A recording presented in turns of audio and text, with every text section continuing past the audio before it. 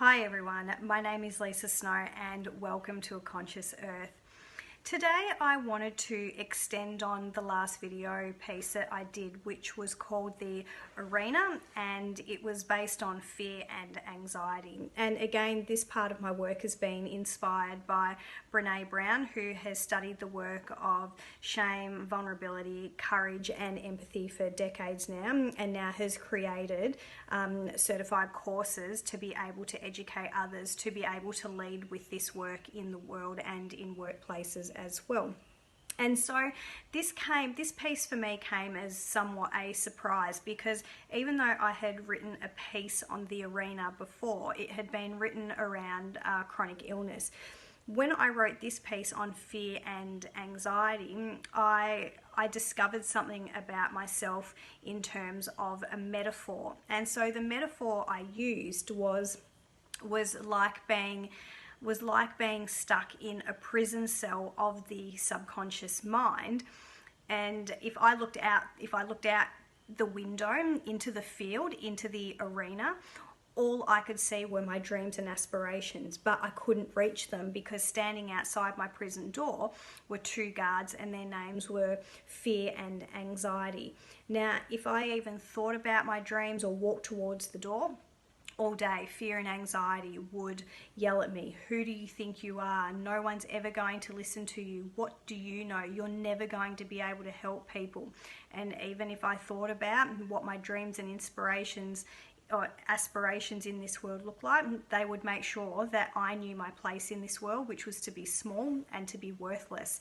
And so that was quite a confronting moment for me, because as I sit here now doing this next video upload for you, I quite some time ago started to micro shift into little bits towards stepping into my dreams and stepping into my aspirations. But when I wrote that metaphor, it was a real aha moment for me, realizing that fear and anxiety is what has been stopping me in all of my greatness and even healing myself. And so in this moment, I wanted to share more about the mind and body connection. Now, I know some of you are sitting here probably going, oh, the mind and body connection. But even I used to think about that as well. And what came to me a while ago through my favorite neuroscientist, Dr. Joe Dispenza,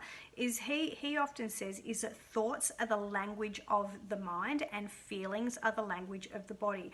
Now, I'm someone who is really lucky because I'm quite in tune with my body and always have been, but I'm getting better and better and better and better at it the more I understand how the human body works. And I am often having these aha moments, these profound aha moments. And it takes me that one step closer to being who I want to be and all the greatness that I know that I have.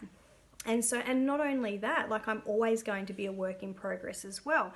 And what I've realized is that when we look at something in our environment, let's say that there's a tiger sitting just beyond us now, what is the first response that you have? The first response is to go into fear mode. And so in that moment, the body will invoke a response, and all of a sudden we might feel sick in the stomach, our heart will start beating, we'll start to get the shakes. And that is the body preparing us for the fight and flight response. I need to get out of here. There is a tiger sitting there. My life is in danger. That is real fear. Now, when you think about that, you've just had that moment of the shakes, the heart beating fast, the stomach not feeling well. That's because the signal up here, the signal of that lion over there has triggered you, and now there's a physical response within the body. So for every thought that we actually have, there is a physical response within the body. Those signals are always working in through the brain, through the nervous system and into the bodies. But we go about our lives not really even thinking about those. And so this is what I call autopilot. This is the subconscious mind. Now, the subconscious mind processes approximately 20 million bits of information per second. But when we're conscious, so in the moment that I'm in right this second doing a video recording with you guys, I'm highly, highly conscious about the words that I'm talking about, how I'm sitting, how I'm responding. I'm only processing here in my conscious mind 40 bits of information per second. But the subconscious mind, which is picking up everything in my environment, the trees outside, the windows, the noises outside of this room, internal things that are going on in my body, it is processing 20 million bits of information per second. Now, for a long time, I wasn't even aware that when I went through the steps of starting to get my health back on track all of those years ago, I took active steps. I changed my food, I became conscious, I did so many other bits and pieces. I lost a whole lot of weight without even trying, and because my focus wasn't on weight, it was on something else, but that's just what happened when I changed my nutrition. And I did all these tremendous things. But why wasn't I still functioning the way that I really wanted to function? And it took me a long time to realize was that I was living in continuous fight and flight mode, 24 hours a day, 7 days a week, 365 days of the year.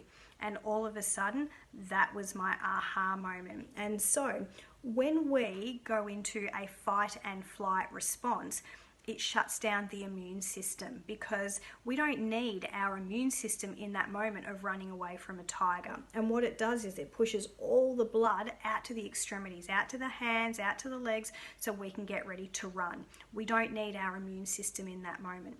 Now, if we are in fight and flight mode 24 hours a day, 7 days a week, 365 days of the year, our immune systems are permanently shutting down.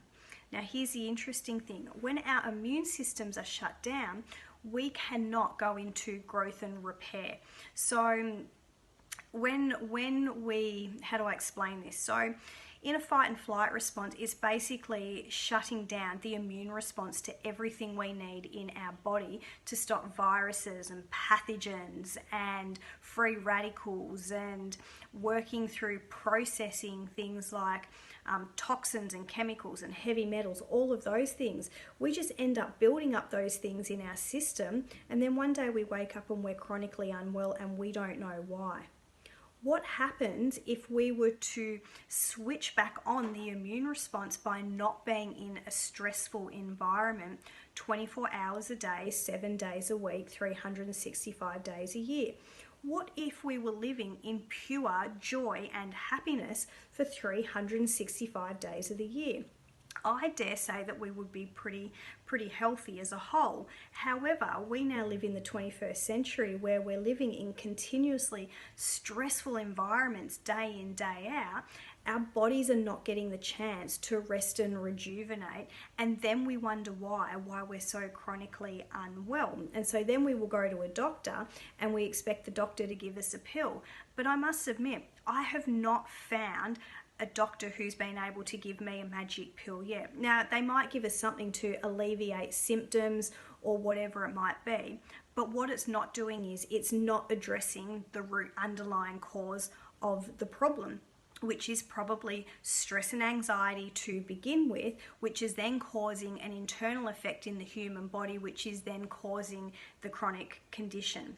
Now, all of these can be reversed, and so this is why I love using now what I call preventative medicine or nutritional medicine or whatever it might be. I'm always using preventatives because I now understand how the mind and body connection works and what stress is doing internally to the body. For me, every single day, I'm putting one foot in front of the other, in front of the other, in front of the other, and in front of the other. Just because I understand it, though, doesn't necessarily mean I'm healed. I have to do the work, and this is why I'm here with you guys now, because I want to work with you and I want to help you to understand your own body, your own mind. My journey will be different from one person to the next. Your journey will be different to one person to the next. But I'm here to help and educate you understand how the mind and body works and what we can do to help ourselves. So for now, I'm going to leave it here. I hope you got something out of this piece today, and I look forward to being back with you again soon. Bye for now.